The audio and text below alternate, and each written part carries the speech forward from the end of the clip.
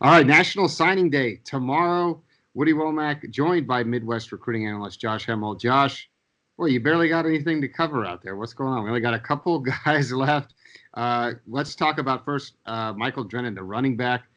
We know he's down to a few schools. Give us the lowdown on what's up with him. Yeah, been Kentucky and USC for a while. Thought he might take some official visits in January. Decided to bypass the early signing period. Had not made a commitment, has never made a commitment in this recruiting process. He's going to take it all the way to the end. Actually, never ended up taking any official visits in January. So just Kentucky and USC are the two contenders. USC would love to get him. They need good news here in this 2020 class, and they have made Drennan a priority. Took an official visit out there after the season. Certainly, they've had some success with a Midwest running back out of Indianapolis by the name of Marquis Stepp. Would love to come back into the Midwest and grab Michael Drennan.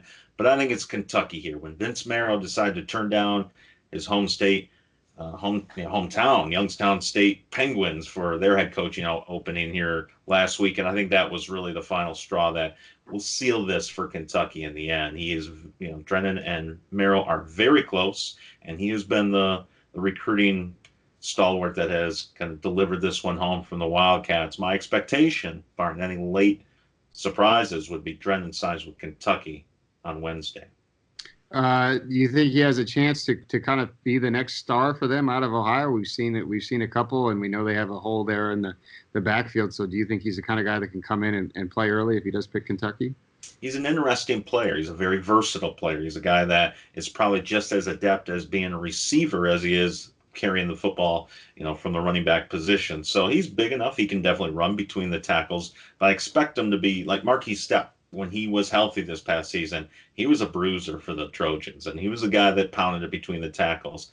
I think Drennan can do that, but he's much more of a change of pace type of a back, may be able to help out in the return game. So I do think he has the ability, because his skill set is very high, to come in and contribute early, but it may not be in that traditional running back role.